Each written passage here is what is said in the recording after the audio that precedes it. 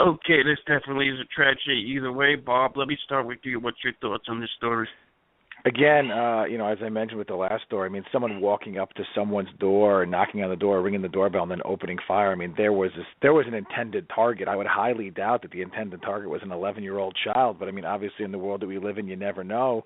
I mean, the question always arises. He has a 16-year-old brother. Were there any other adults in the house that had any, beefs with coworkers on the streets, whoever? And what kind of environment, were they growing up in? Is this, in a location where there's heavy criminal activity or gang activity? So, I mean, obviously, there's a lot of questions that need to be answered. But I'm assuming that the authorities are going to know going in there whether or not, they're going to get to the bottom of whether or not there was any prior beefs with anybody that would draw the attention to this house and to this unfortunate tragedy. Absolutely. Alex Sanchez, so say you. It represents a new low in the scale of depravity. And the question I always ask myself was, somebody, whether it was one person or another or two people, but somebody went to that door and they committed this horrific crime. And the question I always have is, who is that person and how did they arrive at that station in life? Were they born like that? Did they somehow grow up in some horrible criminal environment? Are they sociopaths? Or is this revenge taken to the nth degree? But however it occurred, this person, whoever it is now living in some alternate existence. Even hardened criminals, gangsters, refrain from this type of behavior. This is something unique, really, when it comes to criminal offenses. And it would be very incumbent upon the police to track these people down. But interestingly enough, none of the neighbors claim they heard anything. None of the neighbors saw anybody running or getting in a car. Tell me how that's possible. And during the day when this event supposedly took place, there's something strange going on here. And Joseph Scott, you were talking about this, I believe, also on Nancy Grace. What is your thoughts for my audience? This case kind of left me scratching my head. As Bob mentioned a few moments ago, who targets an 11-year-old kid? I think there were a total of, if I remember from yesterday's show, with Nancy, I think there were a total of 10 rounds fired. At first, I thought that I had heard them say that there were more than that. So, my initial knee-jerk reaction is that it's a semi-automatic handgun, probably, and the individual did not reload. The 16-year-old bore the brunt of the shots. However, the 11-year-old died. The 11-year-old sustained gunshot wound to the head and to the torso. It gives me pause. This was not a forced entry. The lock hadn't been jimmied. The kid opened the door. The individual that perpetrated this felt comfortable enough just to walk into the living area of the home and begin blasting away. My suspicion is that this person probably knew these people. I just don't know what the connection is between the two. Someone had kind of floated the idea that maybe this was a case of mistaken identity. I don't know. People are saying that this is Pittsburgh, but it's actually kind of a bedroom community. I can't see people in this little area making a mistake like this. If I remember correctly, I think the whole thing went down at about 8:45 on Sunday evening. So they did have some cover of darkness. It's getting darker earlier. Motive is going to be the big thing here. What kind of enemies does this 16-year-old have, or were they sending a message to the rest of the family in the house? It's going to be interesting to watch this unfold. And Alex, I don't think as we are taping the show that they have caught the suspect yet. But once again, he will not be a popular figure once he arrives in jail, killing an 11-year-old child. I don't care what the situation is. Right? No, I think that once they capture this guy and he's identified as killing a kid, I mean, even among hardened criminals, there is some code of conduct that one doesn't cross. But, I was just reading an article just about 5 minutes ago, and in Chicago, like an 8 or a 12-year-old kid was lured into an alley and shot dead. And he was shot dead because one gang was trying to exact retribution against the kid's father. So they couldn't kill the father. They went and killed the 11 or 12-year-old kid. What's happening to the human condition that things could descend to this level where you could kill without conscience? Is this something new, or has it always existed throughout, human civilization? I don't know, but whatever it is, it's scary, and it needs to be addressed, and it needs to be stopped. Bob, you want to comment on it?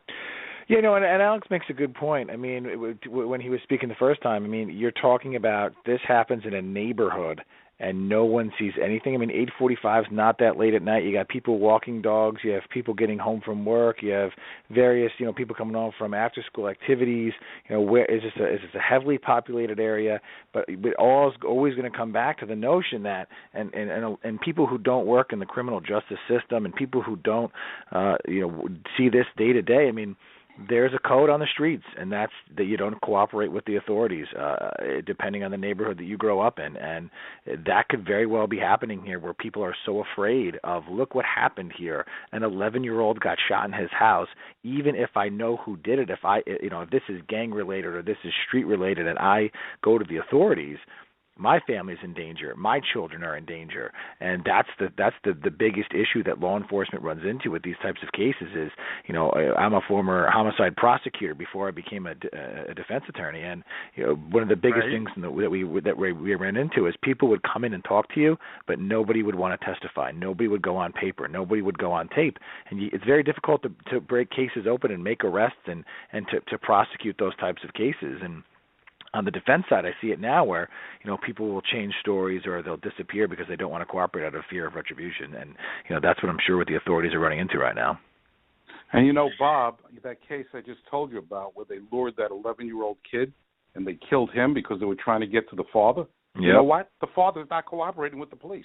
Yeah, not surprising. It's sickness on a crazy level. The level of sometimes of just where you walk out of a courtroom or you walk out of a case shaking your head because 95% of the human population would, of course, the first thing you say when the police come up to you is you answer their questions and you cooperate with them. But we're reaching a level now where that number is probably astronomically much lower than I just quoted, where people from all walks of life, no matter where they are, it's just they don't want to cooperate out of just straight fear.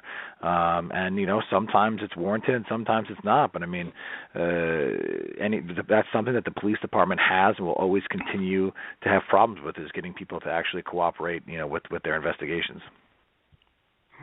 And when you were doing that job that you were prior to what you're doing now, did you ever have to subpoena people to talk even though they didn't want to talk? Well, in New York, there's something called a so-ordered subpoena, meaning you could have a judge sign a subpoena for a witness to come in to court to testify, and if they do not come in and abide by that request and abide by that subpoena, the judge has the ability, in very rare circumstances, where they can put you in jail and hold you in custody if you refuse to cooperate. I mean, but the thing about it is usually it's only done at the trial stage. So getting a court-ordered or a court-mandated grand jury subpoena is all but impossible. So what you need to do, and what the police department will try to do, is they'll get the witnesses to come into the grand jury process here in New York, lock them into their testimony, even thinking there's a possibility down the road that they would not want to cooperate. But again, what kind of case would it have to be where you as a prosecutor or you as a judge are taking people not charged with crimes, and if they don't cooperate, your remedy is to throw them in jail and to take their liberty away? I mean, you're walking a fine line with regards to making that decision as to, is this, material to the case, and am I going to take this person's liberty away if they don't cooperate? So it's very rare, but it does happen occasionally here in New York, for sure. Absolutely. And Bob, being that you're making your debut, as I ask all attorneys, as a defense attorney, what is your most case that you would think back to and say, you know what, I'll never forget this case as long as I live. I worked on it so hard, I got a lesser count, or I got an acquittal, or what's one case that you'll always go back to and, put that on your wall or something like that? It got some publicity here in New York on Long Island. There was a murder that occurred in the apartment of a former New York Jet football player. Now that New York Jet had nothing. That New York Jet had nothing to do with the homicide. It was just in his apartment. He had been traded away from the team and was in a different state and had an alibi. But a family member of his got involved in a very sophisticated money scam where someone was attempting to be ripped off. Now there was 4 people that were involved with this crime that were initially arrested. I represented one of those people. It turned out that this football player's cousin also, while doing this monetary scam, was selling off televisions and couches in the apartment because the football player was no longer there. And my client, who was charged with 2 counts of murder in the first degree, was merely there to buy a television, was sitting in a room upstairs in the house, hears gunshots, comes downstairs and sees individuals, people that he was in a room with, had committed a homicide, and he fled from the scene and was able to get away, but he had left a fingerprint at the location. And he was charged with 2 counts of murder. He was literally in the wrong place at the wrong time, had done nothing wrong. And I had, represented him, and it was my job to prove that he had nothing to do with it. And thankfully, through a lot of hard work with investigators and everything that was alike, he was exonerated, not after a trial, but the DA's office realized, again, through almost a year and a half of hard work, that he had nothing to do with the homicides and did allow him to have his freedom back. But that was a case that keeps you up at night, because the worst thing in the world as a criminal defense attorney is to represent an individual you know is completely innocent, but if you lose, he faces life in prison. That's a very good point. And was this in the 90s or in the No, last this was few years? this was probably 5 or 6 years ago.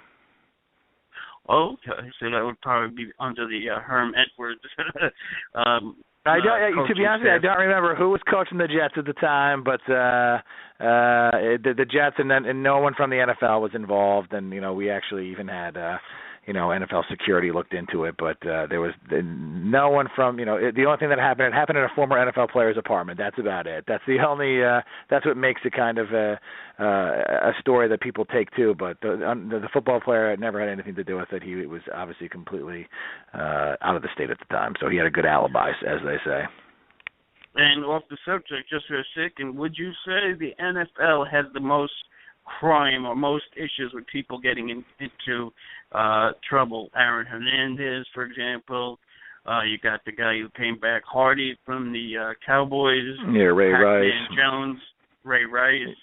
Yeah, I think unfortunately that seems to be the profession where you do see a lot of arrests, but I think if you really added it up, percentage-wise to the amount of people that play in the NFL and are associated with the NFL, it's the good old, a couple of people aren't going to spoil the bunch. So, unfortunately, they get a lot of headlines, but for the most part, all these guys, are good, upstanding citizens. I mean, I'm sure there are, baseball players and basketball players that maybe we just don't hear about, or they're just not getting the publicity. But it seems right now that the NFL has the spotlight shined on it, and I'm sure they don't want that, but for all the wrong reasons. But right now it's NFL players, but 5 years from now it could be basketball players or baseball players. But right now, definitely the NFL is a hot for news stories with regards to criminal activity, for sure.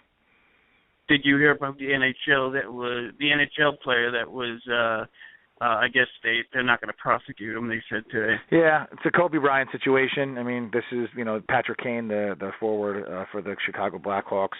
He lives in Buffalo in the offseason. That's where he's from. Yeah, he was exonerated. There was a weird set of facts with that case where it looked like the mother